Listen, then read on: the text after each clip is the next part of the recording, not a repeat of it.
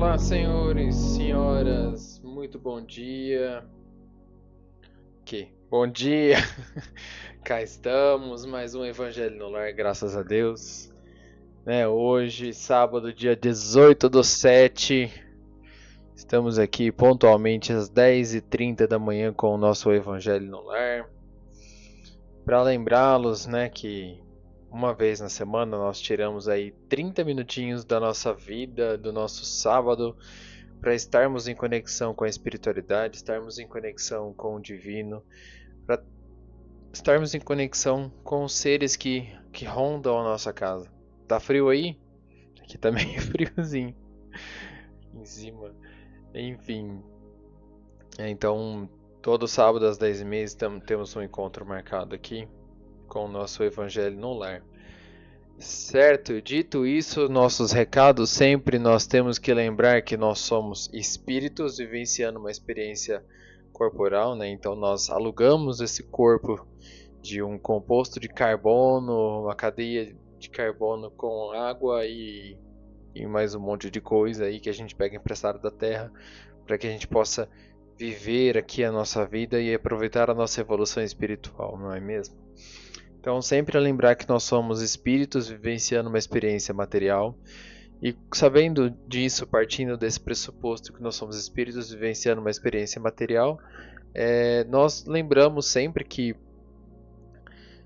Jesus comentou através de Jesus, na verdade quem disse foi Mateus, Mateus diz que Jesus disse o seguinte: onde quer que um ou mais esteja reunido em meu nome, com eles eu estarei. Então a questão maior é o seguinte: a ideia do Evangelho no Lar é que você convide todos os seres que moram com você para estar presente nesse momento, E não só as pessoas que moram fisicamente, Os encarnados, pai, mãe, tio, tia, filho, sobrinho, papagaio, cachorro, gato, enfim, todos aqueles que porventura estejam na sua casa e estão encarnados, eles seria o ideal, Mas como cada pessoa tem o seu livre-arbítrio de escolher se quer ou não quer, então faça você por você mesmo. A ideia é que você faça o Evangelho no Lar em voz alta, Porque aí todos os seres que estão ali eles conseguem ouvir.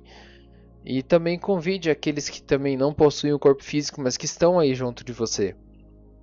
Então, a nossa população desencarnada é 3 vezes a população encarnada. Então, assim, nós temos muitas pessoas no planeta Terra, mesmo sendo os encarnados e os desencarnados, Sempre lembro desse detalhezinho. Então, convide aqueles que estão à sua volta para fazer o Evangelho com você.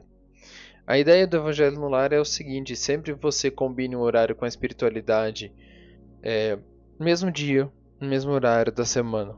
Por exemplo, nosso encontro aqui é de sábado às 10h30, mas não necessariamente você precisa fazer o seu Evangelho no Lar no sábado às 10h30. Você pode fazer seu Evangelho no Lar de quarta-feira às 3 horas da tarde, por exemplo. Então, mas deixe combinado com a espiritualidade. Fala assim: galera, eu vou fazer o meu Evangelho no Lar toda quarta-feira, às 3 horas da tarde, às 15 horas. Então, beleza, às 15 horas da tarde, o seu mentor, os seus guias, os seus amparadores, eles estarão com você às 3 horas da tarde, numa quarta-feira, para fazer o Evangelho. E não tem problema você trocar, desde que você combine e fixe esse dia.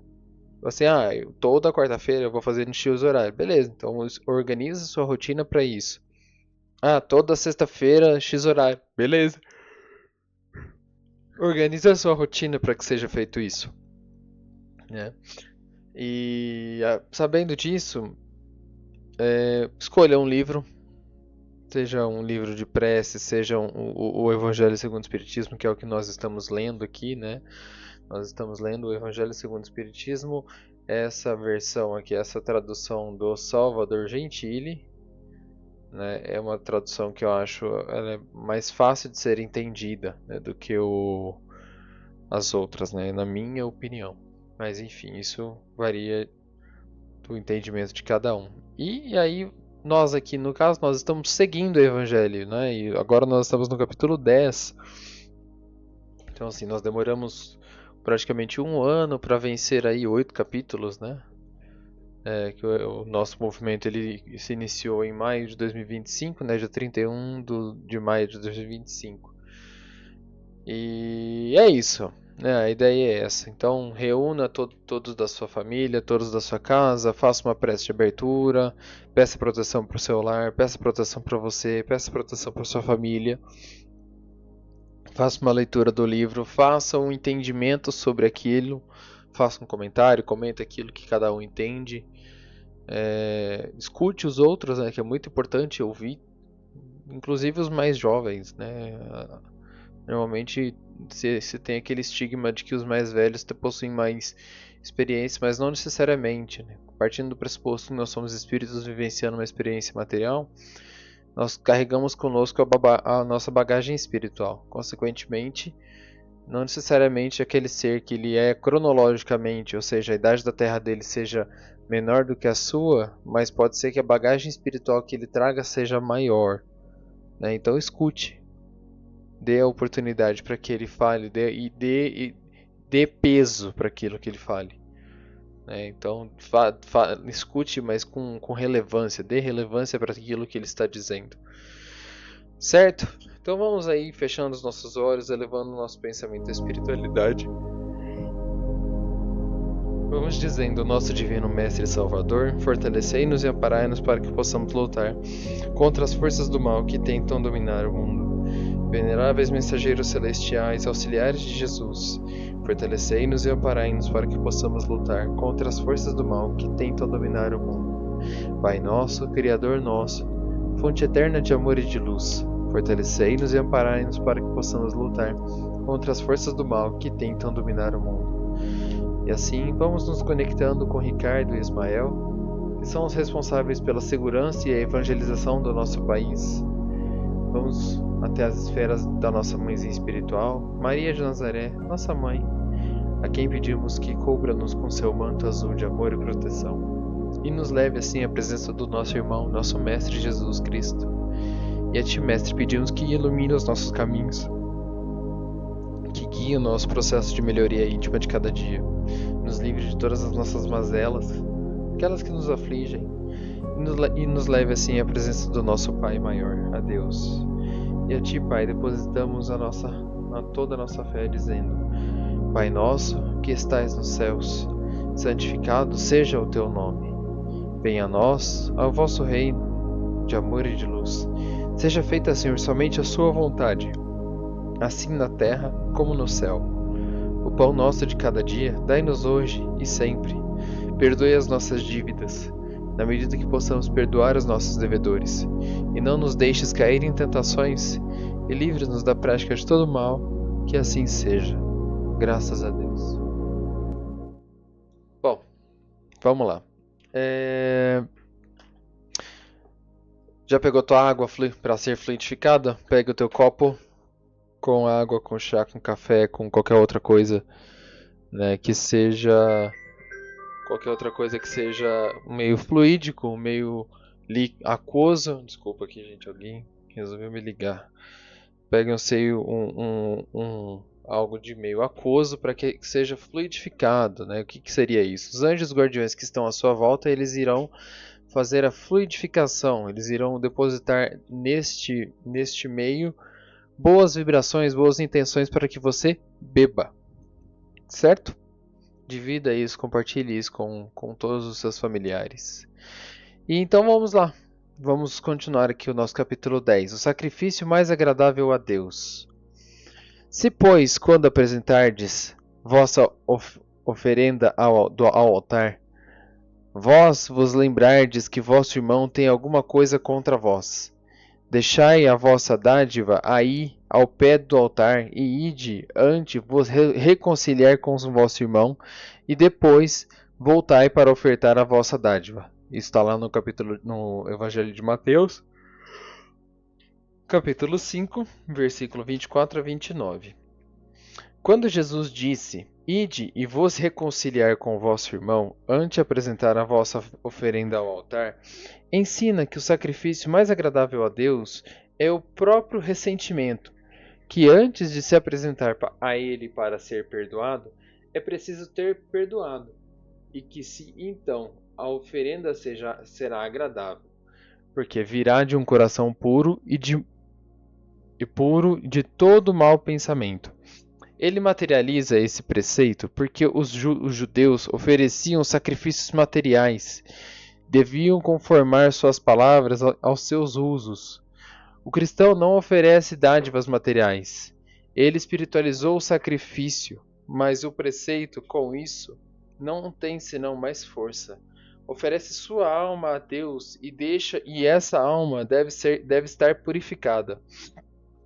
Entrando no templo do Senhor, deve deixar de fora todo sentimento de ódio, de animosidade, todo mau pensamento contra seu irmão.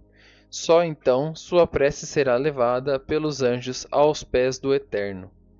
Eis o que ensina Jesus por essas palavras: deixar vossa oferenda ao pé do altar e ide primeiro vos reconciliar com vosso irmão, se quereis ser agradáveis ao Senhor.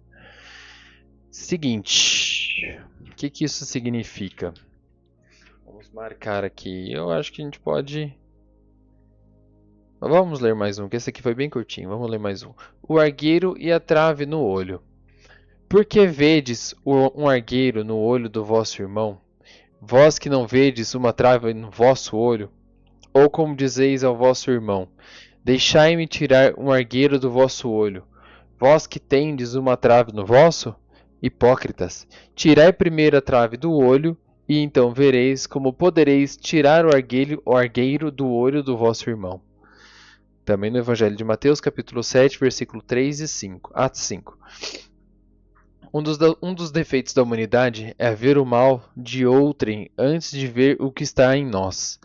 Para se julgar a si mesmo, seria preciso poder se olhar num espelho, transportar-se de alguma sorte para fora de si e se considerar como uma outra pessoa, em se perguntando: que pensaria eu se visse alguém fazendo o que eu faço? Incontestavelmente é o orgulho que leva o homem a se dissimular seus próprios defeitos, tanto ao moral como ao físico. Esse defeito é essencialmente contrário à caridade, porque a verdadeira caridade é modesta, simples e indulgente.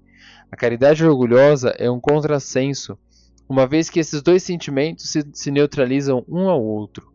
Como, com efeito, um homem bastante vão pode crer na importância de sua personalidade e na supremacia de suas qualidades, pode ter ao mesmo tempo bastante abnegação para fazer ressaltar em outro o bem o que poderia eclipsar em lugar do mal que o poderia realçar?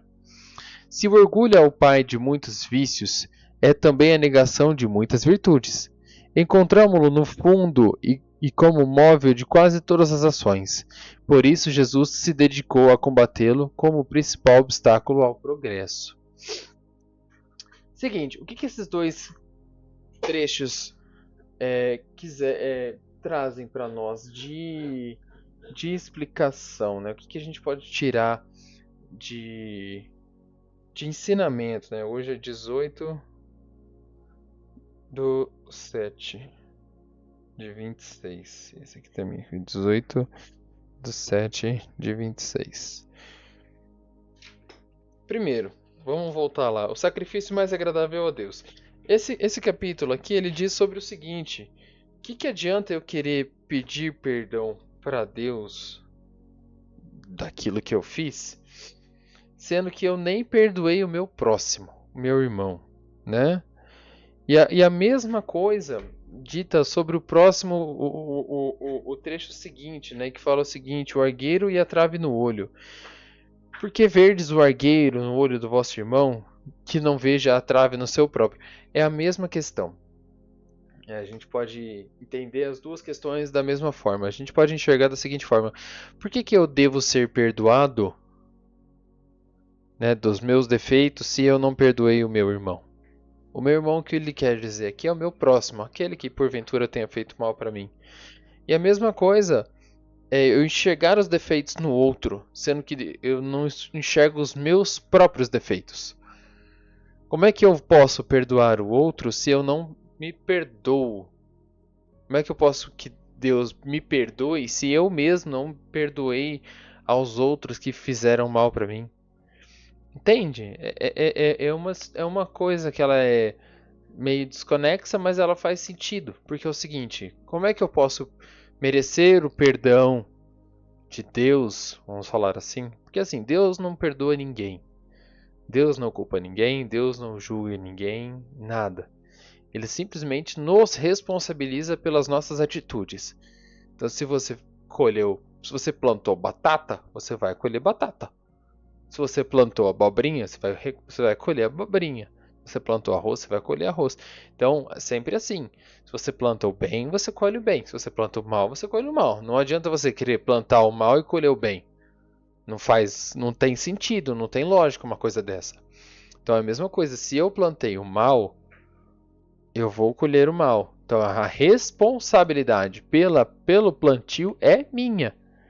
Se eu plantei, eu vou colher. A semeadura é livre, mas a colheita é obrigatória.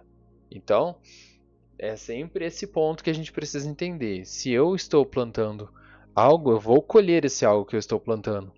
A mesma coisa serve para o seu próximo que está ao seu lado. Se ele te fez mal, né? Se ele te fez mal, na verdade você permitiu que aquele sentimento permeasse a você mesmo. E se você permitiu que aquele sentimento permeasse a você, você que vai ficar mal. Que não diz sobre o outro, diz sobre você. E sabendo disso, você não perdoa ele. E por que você merece perdoar o perdão de Deus? Entende? É a incongruência da vida. E a mesma coisa é apontar o defeito do outro. Lembra sempre, quando você aponta algo, ó, você está apontando algo, mas você esquece que tem mais três apontando para você mesmo. Ó, você está apontando para frente, só que tem três apontando para trás.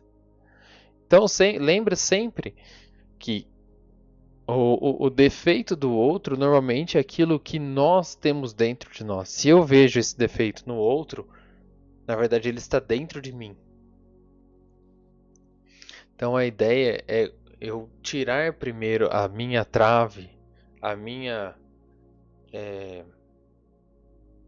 o meu tampão da minha ignorância com relação a mim mesmo antes de julgar o outro. E quem somos nós para julgar alguém, alguma coisa ou alguma atitude? Somos ninguém. É o que a gente sempre comenta todo o evangelho. Se cada um de nós cuidasse da sua própria vida, né, olhasse para dentro da sua vida com amor, com respeito, com gratidão, e entendesse que cada um de nós está aqui desenvolvendo o seu processo de melhoria, desenvolvendo a sua evolução, entendendo que isso faz parte, e cada escolha ela é unipessoal, cada um escolhe aquilo que quer para si, e a culpa não é do outro, muito menos sua querer pegar a culpa de alguma coisa que é do outro. E por que que eu vou apontar o dedo para o outro, sabendo que eu posso fazer igual ou pior? Essa é a grande questão. A ideia é que nós possamos tomar as nossas atitudes, tomar os nossos pensamentos, fazer as nossas coisas por conta própria. E tomar a ciência daquilo que nós estamos fazendo para nós ou para o outro e tomar a responsabilidade daquilo, porque aquilo é nosso. E se porventura você fez algo que não foi bom para o outro, você merece ser perdoado? Por quem? Aí tá uma grande questão. Você não sei se você merece ser perdoado. E você, o que você acha? Porque eu não vou julgar ninguém. Eu não julgo ninguém, eu não falo nada pra ninguém. Tô nem aí. Mas e você? Quão desgastante é pra você olhar pra essa situação que você talvez tenha feito mal pra alguém? E os seus defeitos? Você provavelmente deve ter feito mal pra alguém por conta de um defeito seu. E esse seu defeito é falta de conhecimento sobre a si mesmo. Então, tá vendo como um trecho complementa o outro? A ideia que nós falamos sobre o argueiro e a trave é justamente essa. Por que que eu tenho que culpar o outro? Que eu tenho que enxergar o defeito do outro, sendo que eu mesmo não enxergo os meus próprios defeitos? Essa é a grande questão. E a mesma coisa do trecho anterior, né? Se eu mereço, se eu estou pedindo perdão a Deus sobre as minhas atitudes, ou pedindo perdão ao meu próximo, e eu não perdoei aquele que está ali que porventura tenha feito mal para mim, então eu mesmo não mereço meu perdão. A ideia é que nós possamos entender e levar isso para a nossa vida. O perdão nada mais é do que, não é simplesmente você, eu perdoei e pronto. É entender que aquilo faz parte do processo, é entender que aquilo não diz respeito sobre você, diz respeito sobre o outro. Se você se ofendeu, aí sim, aí diz respeito sobre você. E o que você está fazendo para que não se ofenda de novo? O que você está fazendo para entender o seu processo de melhoria íntima? O que você está fazendo de melhor para a sua vida, para que isso seja transmutado, ressignificado, resignado? Entende? A ideia é essa. O que você está fazendo por você? Não sou eu que vou fazer por você. Não é o outro que vai fazer por você. Só existe uma única pessoa que vai fazer. Essa única pessoa é você mesmo. O que você está fazendo de diferente? Você está deixando de cuidar da sua vida para cuidar da vida dos outros? Se for assim, então eu acho que a gente precisa rever alguns conceitos. Se a vida do outro te incomoda, então eu procuraria uma ajuda. Porque se a vida do outro é tão mais interessante que a sua, então tem coisa errada. Tem coisa muito errada aí e não sei até onde seria interessante. Porque se a vida do outro é mais importante que a sua própria vida,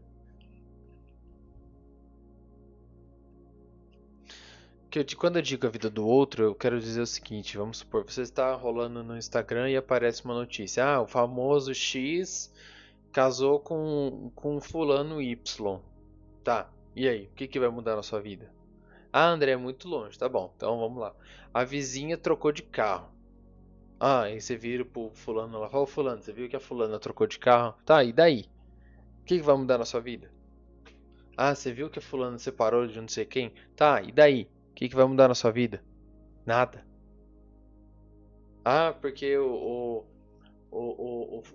ciclano tá trabalhando com X coisa. Tá, e daí? O que vai mudar na sua vida? Porque o outro saiu com não sei quem e foi pra não sei aonde e fez não sei o que lá. Meu, e daí? O que você tem a ver com isso? Entende que são coisas que acontecem sem nexo, sem. Não faz sentido. Porque o fulano trocou de celular. Tá, meu, foda-se. Você não muda nada na sua vida. O celular é dele, a coisa é dele, a vida é dele, ele faz o que ele quer. Porque fulano tá devendo até as calças e tá andando de carro novo. Beleza, foda-se de novo, o problema é dele. O que você ganha com isso? E as suas coisas, tá tudo certo? Entende? É esse o ponto. Porque você não ganha nada, você não perde nada com isso. Você só ganha alguma coisa, ganha. Você fica cuidando da vida dos outros, você perde tempo da tua vida. É isso que a gente tem que entender. Cuidar da nossa vida é olhar para dentro das nossas questões. O seu casamento está em dia? Tá tudo certo? Quando foi a última vez que você sentou para conversar com seu parceiro? Quando foi a última vez que você sentou para conversar com seu filho? Quando foi a última vez que você sentou e largou o celular distante e jantou com a sua família? Efetivamente, todo mundo sem televisão, sem música, sem nada, conversando como pessoas civilizadas. Quando foi a última vez que você olhou pro dia que nasceu e falou, puta, olha que dia bonito? Quando foi a última vez que você pegou uma xícara de café e olhou pro horizonte e no silêncio e contemplou o dia? Quando foi a última vez que você olhou pro céu estrelado e falou, olha só, que linda noite? Quando foi a última vez? Quando foi a última vez que você olhou pra dentro de você e falou, puta, eu preciso fazer alguma coisa pra melhorar a mim, eu, pra mim melhorar? Eu não tô falando de coisas absurdas, gente, são coisas simples do dia a dia. Quando foi a última vez que você pegou e cozinhou algo que você gosta, porque você gosta? Ah, eu gosto de macarrão. Meu, quando foi a última vez que você fez um. Puta, eu fiz um macarrão que ficou da hora. Sabe? Quando foi a última vez? A gente fica no automático, a gente faz as coisas por fazer, a gente não tá prestando atenção naquilo que a gente tá fazendo. Quando foi a última vez que você sentou e conversou sobre um assunto edificante? Quando foi a última vez que você pegou o seu planejamento que você fez lá no começo do ano e você revisou ele? Traçou metas, falou assim, não, beleza, esse ano eu quero fazer isso, isso, isso e aquilo, tá? E aí, quanto disso já evoluiu? Ah, não evolui nada. Ah, dá pra evoluir ainda? Sempre dá. Não precisa esperar segunda-feira pra começar a fazer alguma coisa. Começa hoje, agora, amanhã, no máximo. Ah, eu tô enrolando pra ir na academia desde janeiro. Tá bom. Então, olha, nós estamos no... Já passou do meio do ano. Vai, começa amanhã. Ah, meu, eu não tenho tempo. Meu, se vira. Ter tempo pra cuidar da vida do outro você tem, mas cuidar da sua própria vida você não tem. Pra ir olhar, pra sair, pra fazer uma caminhada, pra contemplar o dia. Você não tem tempo pra isso? Duvido que não. Vai ficar assistindo jornal, assistindo coisas que não vão te agregar em nada. Nada, nada. E ainda por cima, ainda fica comendo junto com o jornal. Ah, mas é pra ficar inteirado. Tá bom. Leia. Separa um dia, um horário da sua semana para você ler as notícias que realmente importam. Ah, porque o fulano atropelou o ciclano. Meu, e daí? Ah, um carro. Tá. É da sua família? Não, não é. Então não importa. Sabe? E isso acaba que a gente gera muitas formas, pensamentos. A gente gera muitos pensamentos negativos com relação àquilo. Você não sabe o que passou naquele momento. Ah, o cara tava bêbado. Tá bom, mas você não sabe por que ele tava bebendo. É imprudência? Não deixa de ser. Mas e daí? Você não sabe por quê? Por que você tá olhando isso? Não te interessa, não importa. Ah, eu tenho que estar inteirado. Tá bom, então abre um jornal decente e leia. Vê um vídeo na internet, sei lá. Ah, eu quero saber sobre economia. Tá bom, então pesquisa sobre economia, que é algo que realmente importa. Ah, eu quero saber sobre tecnologia. Pesquisa sobre tecnologia. Quero saber sobre esporte. Pesquisa sobre o esporte. Agora, notícias do dia a dia, isso não leva ninguém a lugar nenhum. Nada. Nada. Nada, nada, nada. Não leva ninguém a lugar nenhum. A gente precisa entender, a cuidar de nós mesmos, entender aquilo que nós precisamos fazer para nós. Quando foi a última vez que você perdoou alguém? Quando foi a última vez que você esqueceu efetivamente o que aconteceu? Perdoar é isso. Quantas pessoas já perdoou? Se você tem um número na sua cabeça, não perdoou ninguém. A ideia do perdão é simplesmente esquecer e vai embora, segue a tua vida, não precisa ficar do lado. Lembra disso, se a pessoa ela te agride, se ela te ofende, você não é obrigado a ficar do lado. Mas também não fica relembrando disso. Segue a sua vida, vai, vai. Ninguém paga as tuas contas. Ninguém é responsável por você, só você. Então por que você está cuidando da vida do outro? Se você cuidar da vida do outro, ele vai te pagar alguma coisa? Não vai, então não perca tempo com isso. Não perca tempo com o que não merece seu tempo. Tempo é precioso. Ah, tá tudo redondo, tá sobrando tempo. Tá, senta e medita. Ah, tô com tempo, tá, vai limpar o guarda-roupa. Ah, tô com tempo. Vai desmontar a cozinha, limpar até os cantinhos do armário. Vai fazer alguma coisa de útil. Não fica cuidando da vida do outro, que não te leva a lugar nenhum. Feito! Pessoas, falei demais hoje. Mas eu acho que o recado é esse. Vamos perdoar o outro, vamos perdoar a nós mesmos, vamos tirar primeiro as traves dos nossos olhos, enxergar a nós mesmos para depois a gente olhar para o outro. Fechou? Tranquilo, favorável? Então vamos aí de novo, fechando os nossos olhos, elevando o nosso pensamento à espiritualidade. Vamos agradecendo mais essa semana que se encerra hoje, pedindo muita paz, muita proteção, muita sabedoria para que nós possamos seguir a semana que se inicia a partir de amanhã.